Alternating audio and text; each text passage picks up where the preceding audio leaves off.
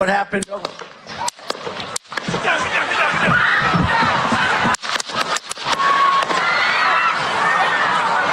যুক্তরাষ্ট্রের সাবেক president Donald ট্রাম্পের উপর হামলা হয়েছে।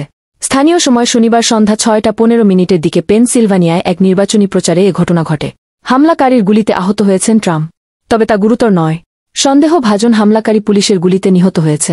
একজন সমর্থকও নিহত হয়েছেন বলে জানিয়েছেন জেলা অ্যাটর্নি রিচার্ড গোল্ডিঞ্জা। হামলার একটি ভিডিও ছড়িয়ে পড়েছে। তাতে দেখা গেছে ট্রাম্প মঞ্চে দাঁড়িয়ে বক্তব্য দিচ্ছে। এ সময় হঠাৎ গুলির শব্দ হয়। সঙ্গে সঙ্গে মঞ্চে বসে পড়েন ট্রাম্প। এ সময় তার সমর্থকদের চিৎকার করতে শোনা যায়। এরপর সিক্রেট সার্ভিসের সদস্যরা ট্রাম্পকে দ্রুত একটি গাড়িতে তোলেন। এ সময় ট্রাম্পের কান ও গাল বেয়ে রক্ত পড়তে দেখা যায়। ওই গাড়িতে তাকে প্রাথমিক চিকিৎসা দেওয়া হয়। ট্রাম্পের প্রচার শিবির বলেছে সাবেক মার্কিন প্রেসিডেন্টকে চিকিৎসা দেওয়া হচ্ছে, তবে তার আঘাত গুরুতর নয়।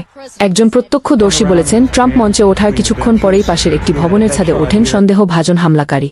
তার হাতে একটি রাইফেল ছিল। এদিকে ট্রাম্পের উপর হামলার ঘটনার নিন্দা জানিয়েছেন মার্কিন প্রেসিডেন্ট জো বাইডেন। এক বিবৃতিতে তিনি বলেছেন, পেনসিলভানিয়ায় সহিংসতার ঘটনায় সবার নিন্দা জানানো উচিত।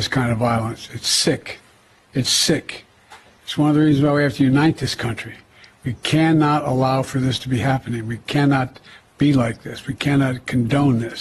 বাইডেন আরও বলেছেন হামলা সম্পর্কে তাকে বিস্তারিত জানানো হয়েছে। শিগগিরই ট্রাম্পের সঙ্গে কথা বলে তার খোঁজ খবর নিতে পারবেন বলে আশা করছেন। তিনি বলেন, আমরা এ ধরনের ঘটনা মেনে নিতে পারি না।